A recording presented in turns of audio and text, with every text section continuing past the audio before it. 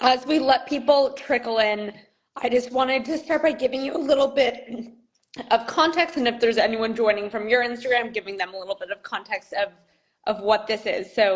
I've given you a little bit of background information, but I am a clinical psychologist here in Boston. I work at Harvard Hospital and in private practice, and during the pandemic was feeling just like kind of frustrated on behalf of everyone on how hard it was to access mental health care. I mean, therapy is expensive, waiting lists are so long, and so I kind of created this Instagram to make a blanket offer to anyone in the country to give them free help finding a therapist, and curated a questionnaire that I gave whoever wanted it to help them connect them to mental health care. And while that got a lot of requests and still does, what I was hearing time and time again is, I don't know if I'm ready for therapy. I don't know.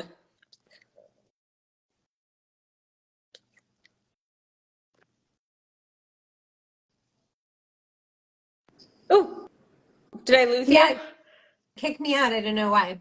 Oh, so basically during the pandemic, made a blanket offer on here to help anyone in the country who wanted to find mental health care. So a free offer to help anyone. And um, while that got a lot of requests, I got a ton of other messages from people basically saying, I don't know if I'm ready for therapy.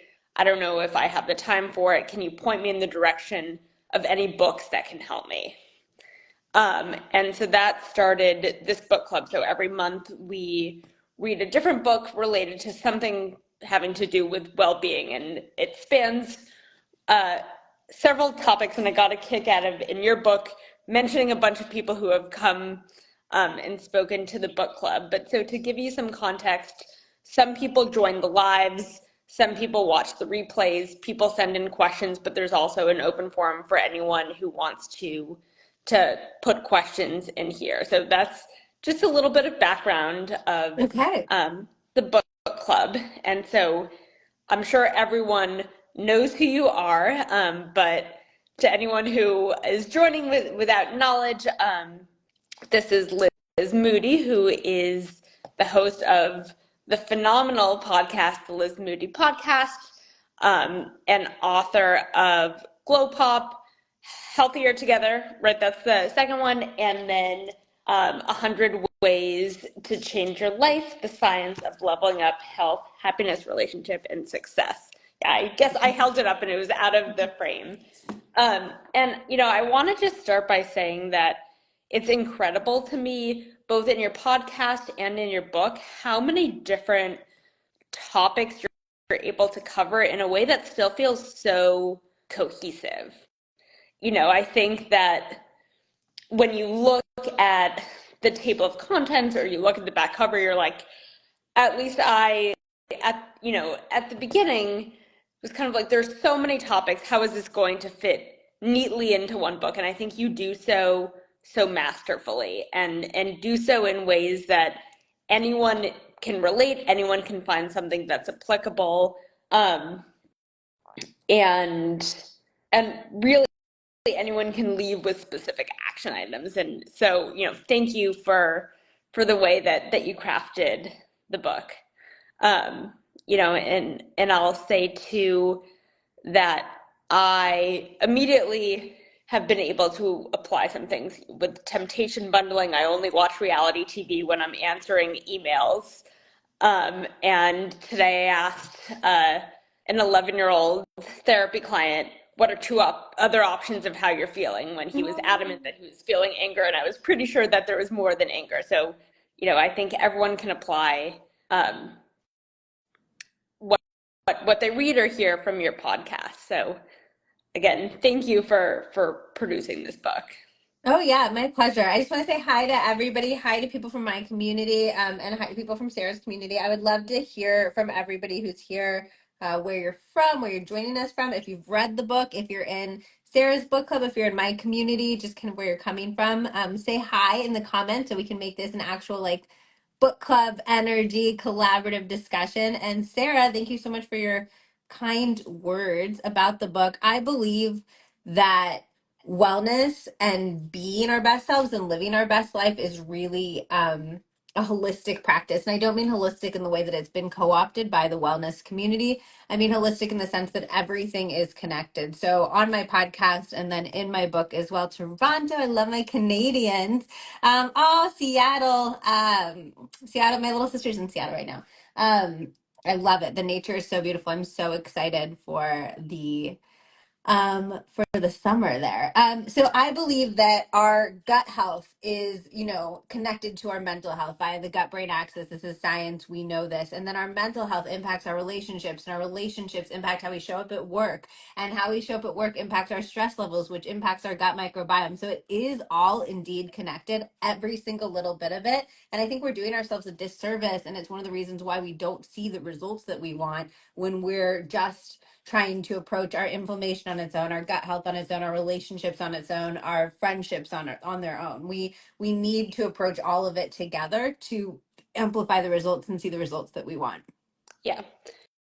And I think, there's so much there. And I think working at a hospital, I have a lot of thoughts about that, about how our healthcare system has potentially a lot of work to do of integrating mental and physical healthcare providers and having them have knowledge of what the others are doing. Because I feel like so often people are kind of working in parallel with each other and not realizing the interconnections among so many different symptoms Well, and or even just treating mental health with the same view from an insurance yeah. perspective. Like, it is crazy that we can't get Yeah. our therapy coverage covered in the same way as we can get our, and also teeth. This is a pet peeve, but like, who decided that teeth aren't a part of our bodies? When it's like our teeth, I talk about this in the book, our oral health impacts our cardiovascular health, it impacts our Alzheimer's risk. And it's so weird that when the insurance companies were like making insurance, they were like, not teeth. Teeth, like, even though they're right in the middle of your face, they're like very much Yeah. connected to your body. That doesn't count. And I'm just like, what? What are we doing? Sarah, are people allowed to ask questions in the Yes. comment section? People are Okay. welcome to. So people have submitted questions ahead of time, but anyone can ask any Okay. questions. Amazing. As So if you guys have any questions, I really like things to feel interactive. So ask them in the comment section too. But yeah, I think we need to go really far in this country towards viewing our health in a far more yeah. integrated way. So I'll start with the questions, and as people have follow-up questions or questions come up, again, feel free to put them in the chat.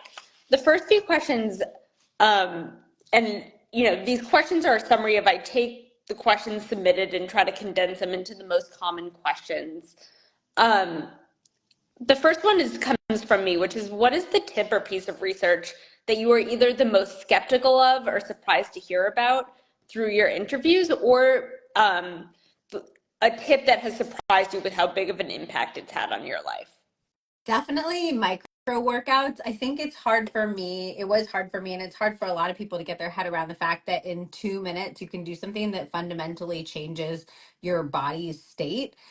I believe a lot of that is rooted in our conditioning around working out, involving calories and involving making our bodies smaller. And so when I was viewing working out growing up, it was all around like, did I burn enough calories to make my body smaller? And any workout that didn't do that, essentially deemed ineffective. And micro workouts are so interesting because they have these potent and powerful impacts on your body, on your hormone levels, on your mental health, on your energy. I have a cancer episode coming out on Wednesday of the podcast that shows that 4 minutes, doing a 4 minute workout on a daily basis, can increase or decrease your risk of all cause cancer by 25%, which is Wow. a huge number. And Yeah. that's 4 minutes. That's 4 minutes of exercise. So it's these really tiny workouts can have these radical results. And when we broaden our perspective of the function of a workout from being just about getting tinier and into something that is about our entire bodies and our entire health, I think it lets us see that better. But yeah, I was like, how can 5 jumping jacks or walking around the block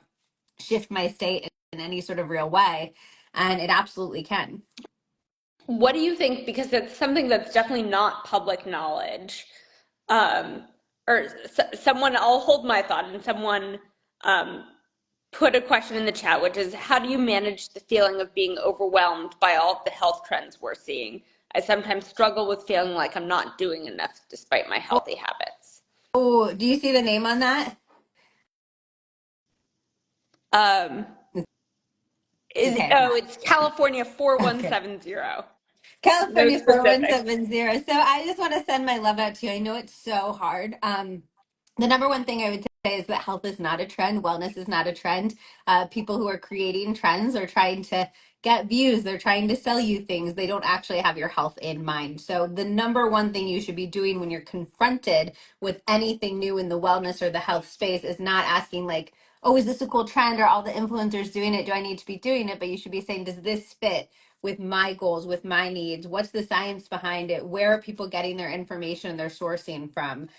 So there's a lot of stuff out there. And I think some stuff is interesting. It can fall in both. Like I think cold plunging, for instance, a lot of people are talking about it right now. So you're like, is this a trend or is this something I should be doing? So the first step, where's the information come from? What's the science? It's actually pretty robust. There's not as much information as we would like, but there's pretty robust science. But then the second question is, what are my goals and how does this fit into my goals? You know, if you have a goal about decreasing your anxiety, for instance, is one of the number one litmus tests that I'm always working on. Cold plunging can actually be really good for that. It can be really good with restoring dopamine levels, dopamine balance. There's actually, this is, I don't know if this is like TMI, but I did a lot of cocaine, and you're like, Sarah's like, I didn't know it was going there. I did a lot of cocaine in college, and I'm not shy about like my drug days. They've made me who I am today. But I always have said that cold plunging feels to me like when I used to do a line, and everybody's been like, okay, Liz, like that's a weird thing to say because there's not a lot of people who like did their party days and then are now occupying the worlds that I'm in. But there was just a study that came out that showed that cold plunging actually activates the exact same neural receptors in your brain as doing a line of cocaine. And I was like, I You knew hypothesized it. this. I knew it. Thank you very much. So I think always asking, what is your why? What is your goals? What's feasible? Something doing something consistently is always going to be better than jumping into something and jumping out of something. And using that litmus test. Like I think about how I want to feel every day, and if a habit that integrating isn't lining up to how I want to feel every day, then I'm not going to include it. And if you don't know why, like if you're just like, oh, I take this supplement because I feel like I should, I'm like, look that up. Like, what does that supplement Yep. do? Why are you taking it? You should be able to explain to a stranger why you're doing whatever you're doing. Yeah. And I think this idea of shoulds is just like in therapy we call it a cognitive distortion, which is this idea of when you're living life by shoulds without reason, you're kind of prescribing ways to act that aren't necessarily aligned with how you want to act or what's true to you. And I think that so often these trends are just about, oh, I should be doing this. 100%. So I call myself an intentional drinker, which doesn't mean that I don't drink, but it means that I'm not ever drinking casually. I'm not drinking because it's 5 p.m. I'm not drinking because I'm out with my friends. I'm always having some thought behind why I'm drinking. And my husband is also an intentional drinker. And very recently, he gave up caffeine too. And he was just like, how is caffeine impacting me? And he is like the biggest coffee drinker I have ever met in my entire life. So this was a shocking turn. But because he became more intentional about his drinking, he wanted to become more intentional about his caffeine consumption because it was essentially the only other mood altering thing. I mean, it's the number one most consumed drug in the world. And we've become more intentional. I do something called intentional inputs, where in the morning before I have the world choose what my inputs are via going on social media, reading the news, checking my email. That's everybody else choosing my inputs. I choose my input first. I choose one positive input to set the tone for how I want to feel that day. So I also think with the shoulds, by bucking a should in one area in your life and choosing an intentionality in one area of your life, you're going to that's going to pay off. That's going to start a cycle where you're suddenly questioning the shoulds in every other area of your life as well. And all of a sudden, your entire life is on this much more intentional path that feels much more true to who you are. Yeah. Yeah, that's a really good point. Um, Someone else named Kate wrote in saying, I'm wondering Liz's opinion on fitness trackers like Aura Rings and whether or not those are actually beneficial to our brains and health goals. Okay, so I just did an episode on this with Dr. Judd Brewer. He is a neuroscientist and psychiatrist at Brown. If you want to listen to that episode, we dive deep into it, but it's called The Science of Cravings plus 3 Ways to Break Any Unwanted Habit. I think it was from January. He is hardcore against calorie trackers, and he's medium on things like sleep trackers, but it depends on the person and it depends on how they're using it. I use an Aura. I love it. I look like I'm flipping you off. I'm just showing you. um, but I have a girlfriend who it was really, really hard on her mental health and she stopped using it. So I think you need to know how you're responding to these things and take all of their information with a grain of salt. I personally find it comforting more often than not. I'll be like, I got a terrible night's sleep. And my aura will be like, no, you didn't. And that makes me feel better. But if it starts to take over your connection with your own sense of Yeah, yourself and how you feel in a way that's detrimental, I think that's where the danger lies. I yeah. also love, I use mine, shout out to Aura and Natural Cycles. I use mine for period tracking. So I probably, even if I stopped checking on my sleep tracking, all the other scores, I'd probably just use it because I use it for birth control, which I love. I'm a huge fan of that. Do you think there are clear ways for people to tell if they're becoming too dependent on something like the Aura Ring or anything else to give them information rather than trusting their own body? Yeah, don't check it for a week and see how you feel. Yeah, If you're like, I don't know how I slept, I don't know how I ate, I don't know how I feel, I don't know how stressed I am, then that's a sign that you're too dependent. yeah. Um, So going back, I'm going to go back a little bit to what you were saying about the 4-minute workouts and the micro workouts that you write about in the book. Like these topics are not well publicized, at least in the places that I'm consuming news and learning about health. How can people find this information that seems like so doable? Everyone can find 4 minutes in their day and it can have these profound health benefits when it's not what's making any kind of headlines. I mean, I would highly recommend listening to Yes. the Liz Moody podcast. Yes, yes, yes. Besides that, totally. Like that's our goal is to find basically when I think about the episodes that I'm creating, I'm thinking about the problems that I have in my life, the problems that my listeners have, the problems that the people I love have, and then I'm looking for people who have the latest science, the latest research to begin to solve those problems. So that we are trying to fill exactly the hole that you just said with the podcast. So thanks for noticing. Totally fair. Yes. Um, related to consuming research, in the book, you suggest that people do N of one experiments in which they test out if something impacts their individual health rather than just hearing about a research study and assuming that the results apply to them. Um, there are now so many great podcasts like the Liz Moody podcast to share the results of health and mental health studies. But there's also the old school way of reading research articles. And as a researcher, I love reading articles.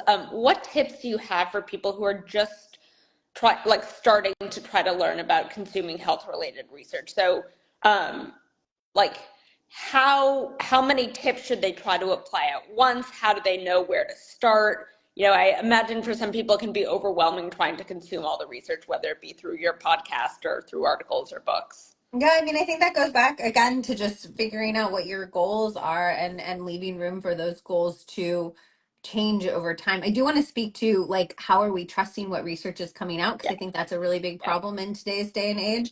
I think asking yourself who is the information coming from and what do they stand to gain? And I also think looking at people, I'm just going to tell you how I vet guests for the podcast, which is a question I get asked all the time.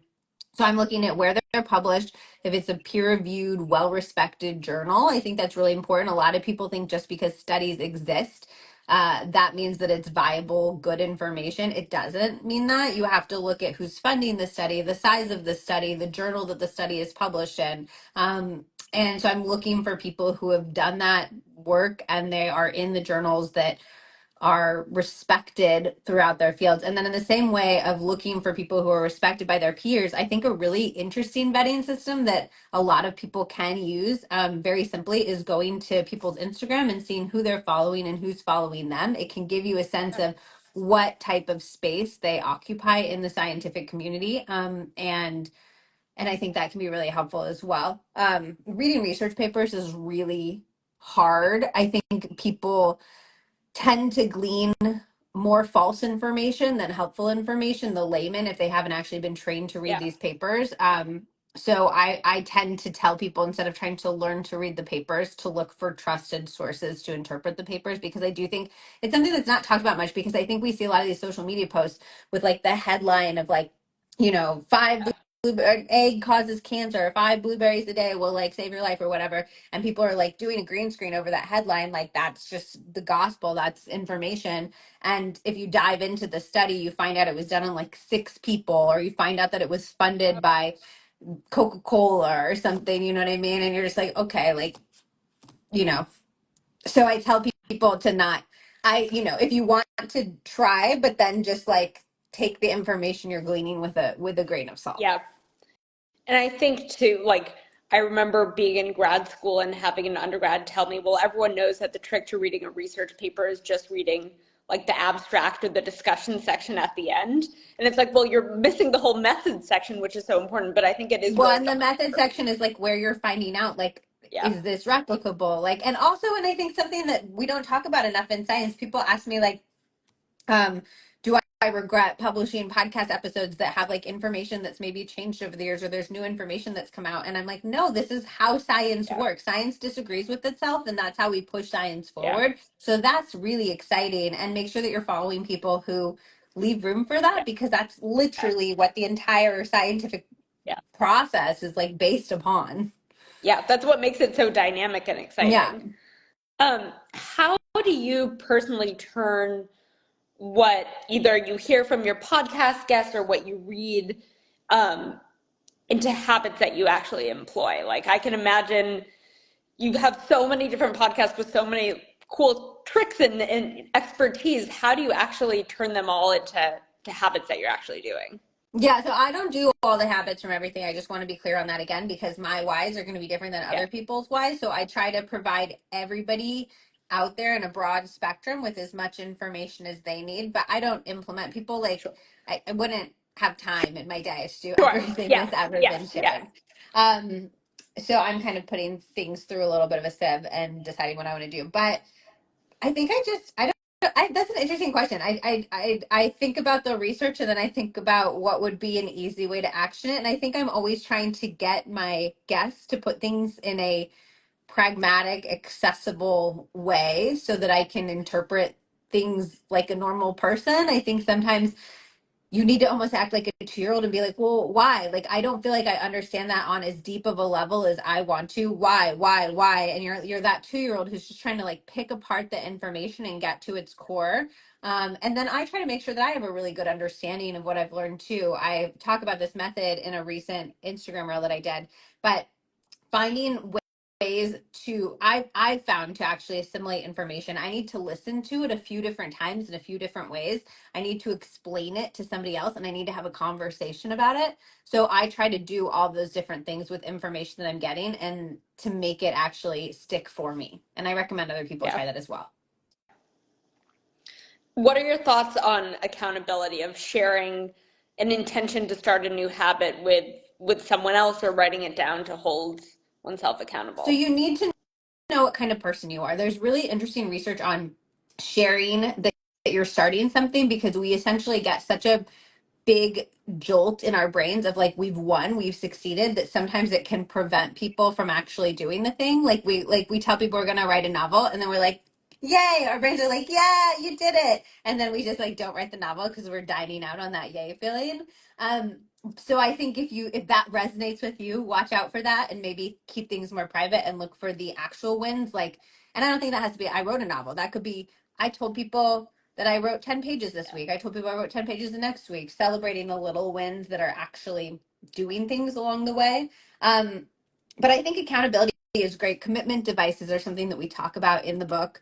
That's based on the research of Dr. Katie Melkman. And that's a really incredible way to stick to a habit, to stick to your goals. And that's essentially just getting somebody else or investing money that you can't get back into whatever you want to do. So I think a great accountability buddy can be somebody who checks in with you regularly and says, um, did you actually do this thing that you said you're going to do? Or you can have your friend, you have to buy them a coffee every Yeah. week that you don't meet your goals or things like that. So I think commitment devices can be powerful, but I'd be careful about sharing wins too early, would be my take. And if you don't do it, you can put it on your failure Yes, resume.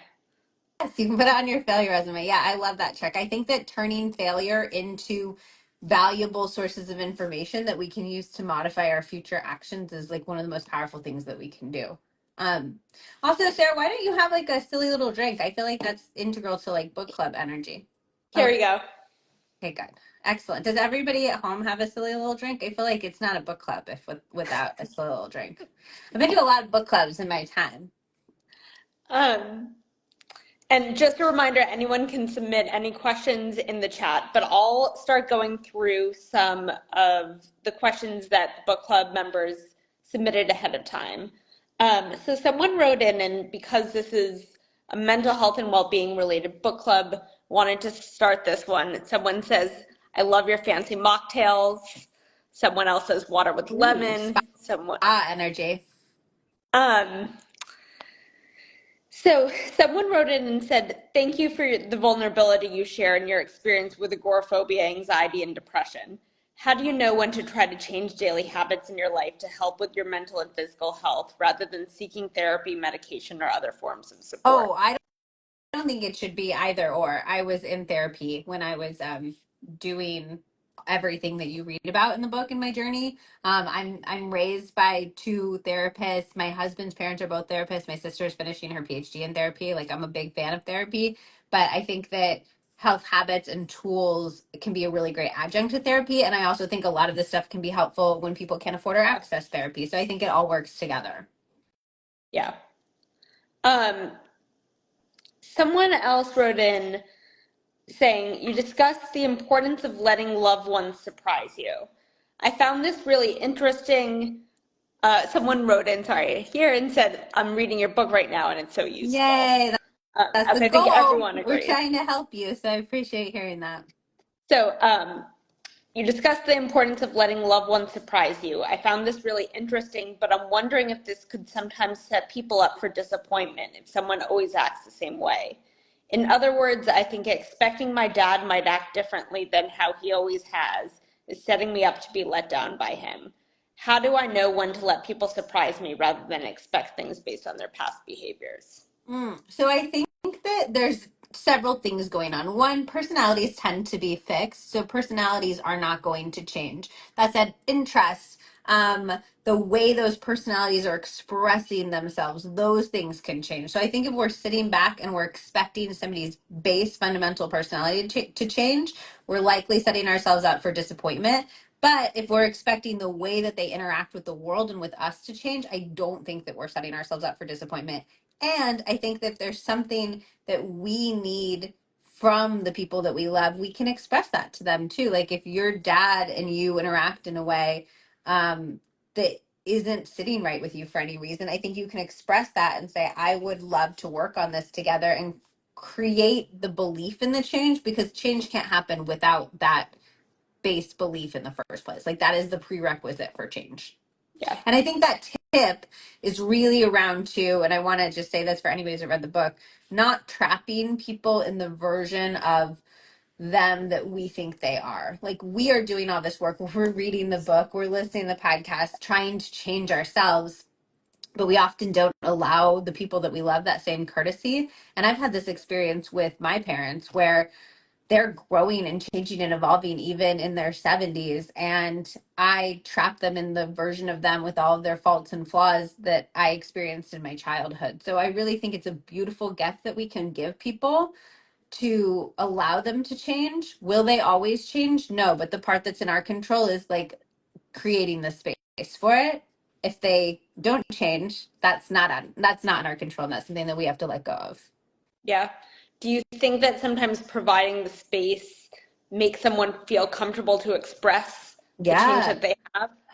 Yeah, That, and even is asking directly, like What's something that what's a conversation that you might want to have with me that you don't think I've created the space for, that we haven't been able to have? Like, I think, or conversation cards can be really helpful for getting at those types of changes. My husband and I have a conversation card company, and a lot of people said that they've had conversations with their parents that they hadn't had in 30 years prior to it. So yeah, I think that there's a lot of ends to allowing it, but allowing it is the first step.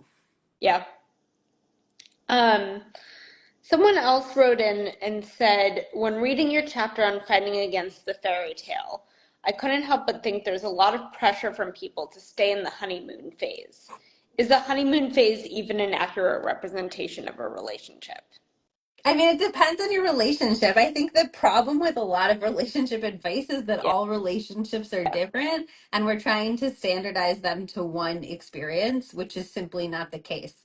Um, I feel like for my relationship, which I can speak to personally, it goes in and out of a really beautiful phase. Sometimes we're annoyed at each other and we're kind of a little snippy for a while. Other times we feel more like we're like best friendy energy. Sometimes we feel really romantic. And it goes in and out of all these different phases because we've been together for 16 years, and that's what's going to happen over 16 years.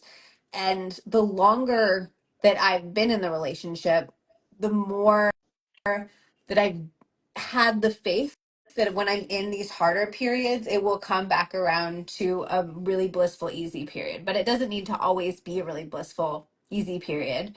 Um, at all.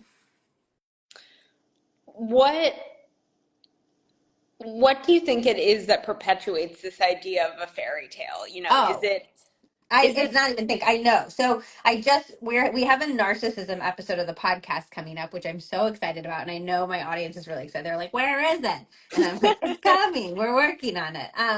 But we talk about how almost every relationship that we see portrayed. Are you ready for this? Yeah, Almost every relationship we see portrayed in TV and movies is a narcissistic relationship because healthy relationships aren't interesting to see in storytelling. Like we need drama to create story. So when you're watching the characters on Friends, when you're watching the characters in movies, you're not internalizing healthy relationships, but those are the stories of relationships that we have access to. We get little snippets of our friends' relationships. We have our parents' relationship, which may or may not be a good model. But by far and away, if you think about the number and the hours we spend consuming relationships, we are consuming incredibly dysfunctional yeah, relationships. And even if we know in our head this is fiction, it's still the messages that we're internalizing about what a relationship should look like. yeah. It's funny. Did you ever see the movie 500 Days of Summer? Yeah. And there's this scene when Joseph Gordon-Levitt's character is walking down the street and there are like cartoon birds chirping and he's dancing as he's walking. And I feel like some people expect that like love is supposed to feel like that. And maybe this is speaking to your point, right? Because it's from a movie, but that the standard of comparison of people's everyday real relationships against these depicted relationships and fictional relationships perhaps then sets people up for disappointment or feeling like there's some lack of dynamic or chemistry, um, and then they start feeling like going back to the shoulds that they should be feeling a certain way. For sure. I feel like growing up is realizing that Zoe Deschanel's character is completely rational in that movie, and Joseph Gordon-Levitt's character's demands are completely Yeah, unreasonable, and they're not romantic at all. yeah. And again, just an invitation for people to be submitting questions, but I'll keep going with the questions that have been submitted ahead of time. So I got a lot of people writing in about productivity and getting things done. So someone wrote in saying, I tried doing a life admin day, but I felt overwhelmed by all the things I'd like to do. Do you have tips for how to focus on the productivity of a life admin day rather than to harp on the ways that I didn't accomplish anything I would have liked to? Okay, so I would say there's a difference between like to do and need to do. I think a life admin day works best when it's the things that you need to do. It's little niggly tasks on your mind. You could have a dreaming day. You could have a day where you're going after your goals, and that can be a different day. But the point of a life admin day is to go through everything you need to do to create space to prioritize your goals, your wishes, your desires. And I think until you clear all the niggly needs from your plate, you're not going to think as logically about the wants. Are you someone who works off of a daily to-do Yes, list? I do. I have it on my Notion. And what do you do? I mean, I can speak personally for me, but I have tasks on my to-do list that just always drop down to the bottom of the list. And it's not that I don't need to do them or want to do them, but everything else just constantly feels like higher priority. But How do that's you what a life prevent? admin day is for. So it's like taking care of those tasks that are lower priority in your daily life and never get done and bundling them all together, and then you get them all done in a life admin day. That's why it works so well. The things that you're likely to do in your everyday life because they feel imminent, you might not need the life admin day for because you're going to get them done regardless. Is Yeah, like that fair to say? for your life admin day, you probably aren't gonna like have your daily touch base with your boss and stuff. Like the point is to clear your calendar so that you can return your packages, so that you can um like respond to those emails that have just been seen. If it were urgent, it wouldn't wait till the life admin day. Um, Related to goals and productivity, a bunch of people wrote in about the rule of three. And someone wrote in saying, regarding the rule of three, do you think it matters if all three goals are in the same category? For example, is it bad if my goals are always about work or always about my social life rather than being diversified? No. Oh, so first of all, somebody said temptation bundle your life admin day, and I highly recommend doing that. Definitely like put on a favorite show or listen to your favorite music or have a treat that you never talk about otherwise. And whoever said they'd never heard of a life admin day, we have a whole chapter on it in this book with like exact, details about how to do it. It is a game changer. Rule three, no, it can be about whatever you deem the most priority in your life. And I think that we go into phases and often we berate ourselves in these phases for being like, gosh, I'm so focused on work right now. Maybe my relationship has taken a little bit of a back seat. Oh, I'm in a new relationship. I'm so excited about it. Maybe I'm not showing up like with my full chest at work. And honestly, I think that those types of phases are fine as long as they don't last long enough to truly degrade the other parts of your life. Like, I think that having your friendships take a little bit of a back seat in those first few weeks when you meet somebody who's a new partner that you're really excited about is completely fine and just human nature. So at those moments, I think it makes sense that all three things on your rule of three list, which is just the three things you want your most focus to go to that day, that week, that month, can be in the same category. I think if they were in the same category for month after month after month, that's when I would say perhaps we should zoom out a little bit and make sure that we're giving attention and weight to all the different parts of our lives. I love how it's just gotten darker and darker now. I look like I'm like coming from a black hole. And your shirt with the black pattern just it's a very cool sweater. Is it a sweater? Yeah, it's a sweater. My stylist found it for me. I don't dress myself anymore because I'm bad at it. What like it seems that now perhaps more than in the past, or perhaps people just talk about it in the past. People are so much more focused on work than, I don't want to say than they used to be, but there's this talk amongst like everyone I seem to know about work is so busy, work is consuming me. Do you think that there's an actual shift in what jobs are expecting, or do you think it's that people are prioritizing it more or living by shoulds or living by these standards of what they want to be accomplishing? Like, what do you attribute that to? No, I mean, there's so much research that shows first the invention of the cell phone and particularly email access on the cell phone made people lose a significant amount of work life balance. And then the pandemic was crushing to work life balance because all of a sudden you couldn't say, like, I'm busy during this time. People were like, well, no, you're not. You're sitting at home doing nothing. Like, I know that you're available.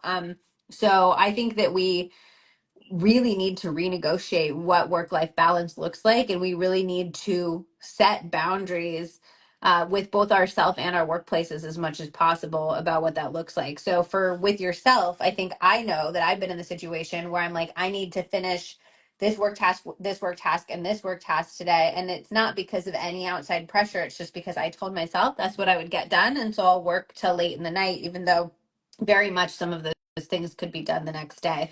And I think we need to catch ourselves when we're doing that and say, this is not my worth. This is not my life. This is a part of my life. And I need to focus on other parts of my life as well. And then with our companies, I think we really need to work to set those boundaries as well. This is when I'm reachable. This is when I'm not reachable. And if our company isn't okay with that, and we do have the flexibility and the privilege of changing to a company that is, I think that's important to do as well, to set the message that it's not okay to expect people to be available at all times of day. Yeah. I will say that one of the biggest, and it's so simple, but one of the biggest changes to my work-life balance that I've found is I feel like a lot of people turn on Do Not Disturb for their personal notifications during the workday, but turning Do Not Disturb for work notifications like in the evenings and weekends has been life-changing. And it seems so like silly that I'm only recently discovering this, but this idea that like I don't have to be reached at all times is really Well, liberating. and what I like about what you're doing is you're using real tools to do it. I think sometimes we rely on our own willpower and we say, I should be able to not reach for my phone in the morning. I should be able to not check my email. I should be able to not open the Instagram app. And the thing is, all of these things were designed to essentially be pulling a little lever in our brain that's much like a slot machine. And it works in our brain very much in the same way. So you're not designed to be able to fight that addiction. So I think that instead of relying on your own willpower, which in these instances truly does not exist. We talk about that in the Dr. Judd Brewer episode of the podcast, is that willpower is a fallacy from a neuroscience perspective. But using tools so that you don't need to rely on something that, again, truly does not exist. Someone turned off devices for 49 hours over the weekend and said it was so relaxing. That I love sounds, that. yeah, That's amazing. I'm doing this like retreat. It's like kind of like a therapy retreat that I'm really excited about. A ton of podcast guests have recommended it in March, and it's completely device free for a week. So they take away your computers and your phones and all of that from the second you walk in, and then a week later you get it all back. And I'm like as excited about that as I am about the therapy components of it. yeah. Um, talking about work-life balance, you talk about, and I don't remember the exact name, but an after-work ritual. Is that like I can't think of the term. Do you know what I'm talking about? Yeah, I don't know if I called it anything, but I think Okay. an after work ritual is like really important for delineating between our work time and our home time. And I think, or our not work time, because often our work is at home. So I think figuring out ways to, to delineate those two spaces, whether you have a physically different space in your house, but many of us cannot do that. And I totally get that. I lived in a 500 square foot apartment in New York. So maybe it's closing your computer and putting it in a cabinet that closes. Maybe it's making yourself a fun little mocktail. Maybe it's going for a walk. Maybe it's putting your legs up the wall. Maybe it's doing like a 5 minute massage swap with your partner. There's so many ways that we can kind of draw this line and saying, this is how I want to feel outside of work. Maybe how you want to feel outside of work is energized, connected. Maybe it's relaxed. Maybe it's calm. But figuring out how you want to feel outside of work, and then figuring out a ritual that you can do at the end of the workday to signal to your brain that it's time to feel this way instead of this way, can be really, really helpful in drawing that line. And then I imagine the trick is then not checking your work email or going back to a work task after you've done that ritual. Then Yeah, that's yeah. kind of a hard stop. No, that's it. No, that's important as well. Um, Someone wrote in and said, I feel like we live in a society that puts the word resilience on a pedestal and defines resilience as not letting things bother you. In your section on stress, it's clear that not acknowledging stressors is really detrimental, both physically and emotionally. How do you balance dealing with your stress without seeming weak to the broader society who urges Oh, resilience?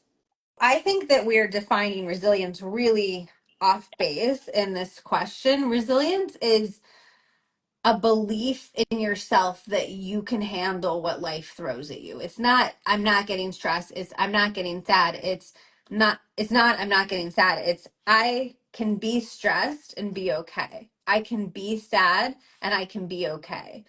And I've been sad before and I've been okay. I've been stressed before and I've been okay. I think that that's what resilience is. And so you're not putting on a face to the world in any way. You're saying, this is how I feel, and I have belief in my ability to feel this way and still be okay. Do you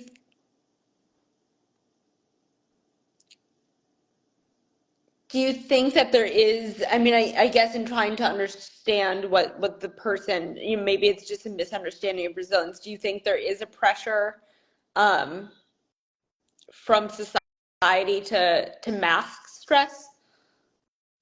If anything, I feel like these days we pedestalize stress. Yeah. I feel like it's the first thing when people are like, "How are you?" Like, "Oh, I'm so stressed." And people almost want to be like part of the group or part of the community, and they're like, "Oh, me too. I'm stressed too."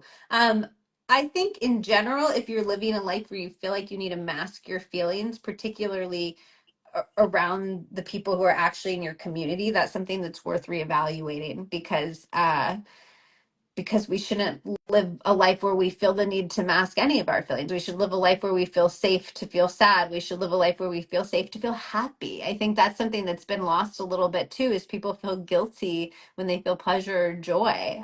We should feel a life where we feel safe to feel the full spectrum of emotions and to identify those emotions and lean into that. And I see people saying they don't like the word resilience, but I think that the way I define resilience again is far more about feeling safe to feel anything that you feel and knowing that you've felt these things before and you've been okay and you will feel these things in the future and you will continue to be okay. Yeah. Um, Someone wrote in saying, I found the chapter on jealousy really helpful.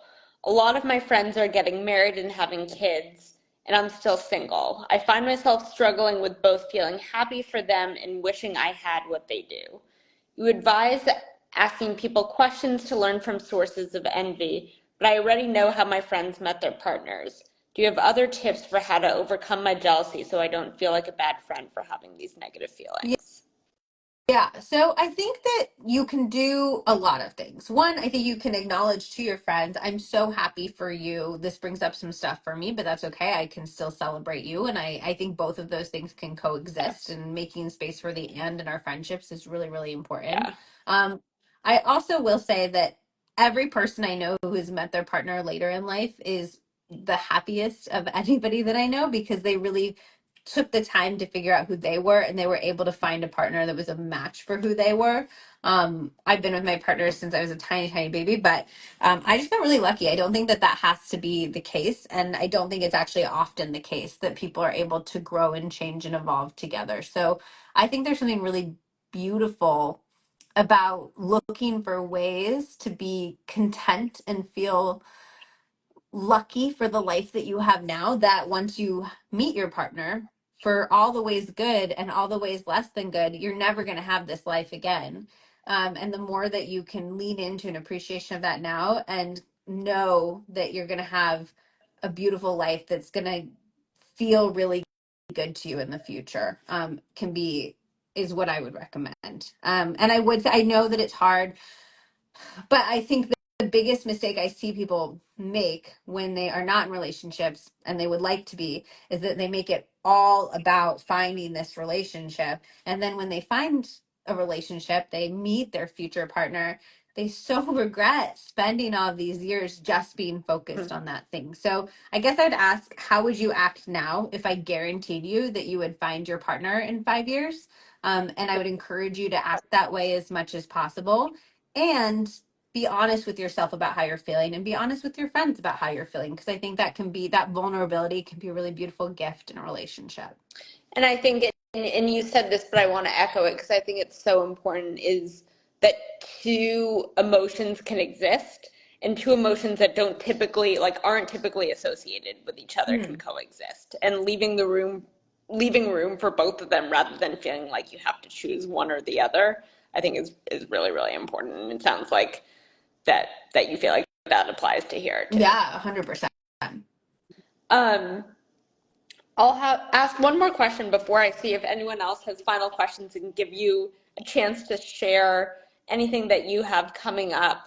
Um, so someone wrote in saying, I struggle with having too many creative projects going on at once. And this is kind of incredible because the person who you spoke to in the chapter I see just joined. Um, and the Oh, is chapter this on Tara? creativity. Yep. Should we make Who, Tara weigh in? yep. Tara, We're I think coming for so. you. I mean, I'm a big fan of her. So Who's not a big fan of Tara Schuster? I agree. I very, very much agree. So someone wrote in saying, I struggle with having too many creative projects going on at once, which leads me not to finish any of them. Um, do you have any advice for how to juggle them or how to choose which one has the most promise? Or maybe I focus less on what has the most promise and instead on what inspires me the Yeah. most.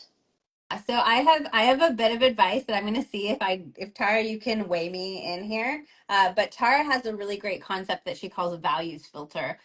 She shares it in a ton of podcasts. She shares it on her page. We're talking about Tara Schuster. You can see her in the chat, so you can follow her if you want to follow her. Highly recommend. But she has something that she calls a values filter, and that basically means filtering. She talks about it a lot in dating, basically that you can really dive into what are my values, what's important to me, and then when you meet new people you can pass them through this values filter and you can immediately get a sense of, is this person a good match for me?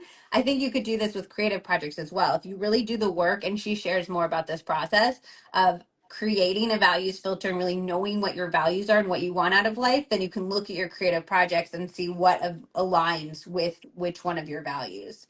The tip I would add to that, so Tara, you can grade me. I'm sure I didn't explain as well as you did.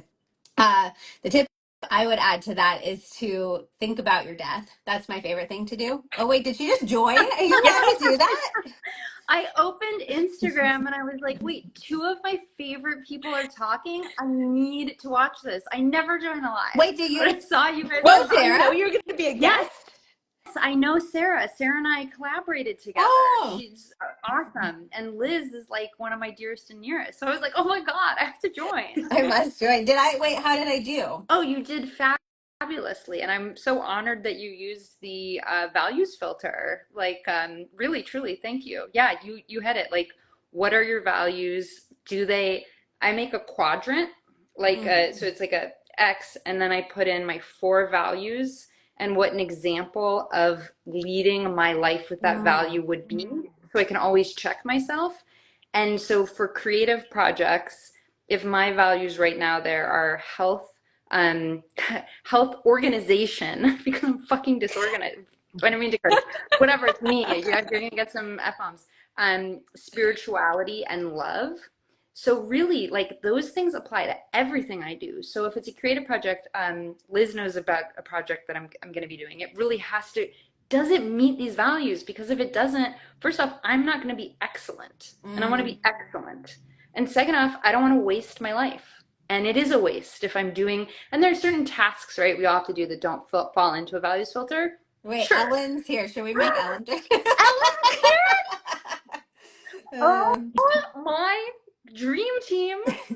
But anyway, Ellen joined our I chat. didn't want to barge in on the chat, but I did. No, And I want this to is my special guest star that I planned for this. You guys are cameo. welcome. But Liz, yeah, you nailed it. That's a values filter. It helps us make creative decisions, romance decisions, any decision, run it through the values filter. It's on my Instagram if you actually want to see a values filter. I put one up, and I'll put one in my story too. I Okay, live perfect. by that thing. Yeah, it's not like values filter TM, it's values filter TS. Oh, I love that one. That's a keeper. I got you. I'm on your branding team.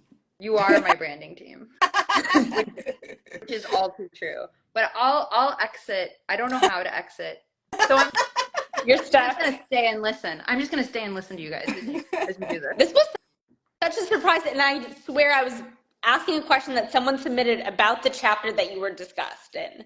So the timing was wild. That's That magic. Yeah. Magic. Liz and I have been talking about magic. That is actual magic. That's what There's no Ellen other. should join in to talk about, is she's very interested in that which cannot be explained by science, that which is actually magic. So here you go, Ellen. True. So I'm gonna sit here nicely as you guys finish your I chat. think we're just wrapping Yes, up. we just have one person just submitted a question, so you don't have to stay on for so long. Someone wrote in and said, "I really relate to your party girl to wellness girl transition, and am kind of struggling with my identity right now. How long did that transitional period last for you, and how did you help yourself through it?" Oh, so I don't think that there is a concrete identity. Like, I still think of myself as a person who loves to party. I just do it in different ways now. I think a lot of my drug-addled partying came more from a place of not feeling secure in myself and not feeling confident in the situations that I was putting myself in. But I think that when we're trying to say, I'm a wellness girl, I'm a party girl, I'm all of these different things, we're really just limiting ourselves. So I would just lean into what do you want to do and how do you want to live your life without those labels. But I still love, like, I'm dancing on tables, I'm having fun, I'm karaoke and all of these things. We just got a karaoke machine, which we're very excited about.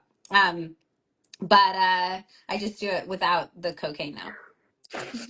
And I can What is your attest, by the way, I was doing karaoke with Liz and her husband and some friends, and no one was doing coke and no one was Nobody drunk out of was their minds. drunk We were like either. I was actually sober. even our friends who do drink, everybody was like maybe had one beer or something, but we were all still like hitting the floor. Fun. Yeah, like doing, you can be, I think it's such an incredible proof point to prove to yourself that you can be fun, you can be silly, you can be wild, you can do all these things without the substances. And the second you prove it to yourself, it just takes one time, then you know, and then you can feel so much safer and so much more comfortable accessing that part of yourself again and again. what are each of your favorite karaoke songs? Tara did, Oh. wait, what did you did? She did Ironic? Or no, yeah, no, Like you did. Alanis Morissette? You ought to know, Okay. You Alanis ought to Morissette. know. She did a very angry rendition of You Ought to Know. And then mine is It's Tricky by Run DMC. And Liz did it incredibly well. It was impressive. I'm not All like of Liz, an Liz A was plus impressive. singer, so I rap. But I'm not an A plus rapper, so I do very slow rap. That's awesome. I did. Um, So we took I just went to my friend's birthday weekend and we took the karaoke machine to that. And the birthday girl wanted to sing Husavik, which is from the Will Ferrell movie. Have you seen that one about like Eurovision? no. It No, came I saw it out on during the pandemic. It was hilarious. I loved it. So I was like, sure, we'll duet it together. And we get up there and she's like, okay, I'm going to sing Will Ferrell's part. So my part is like incredibly high, incredibly beautiful singing. Half of it is in Icelandic. And Will Ferrell's part is to go, ooh, like 4 times. unfair. It was not my song, but karaoke is, I have a firm belief karaoke is not about singing well, it's about singing fun. Yep. Yes. Um, and Liz, I'm mindful of the fact that we just have a few minutes left, and this has been so great and so helpful.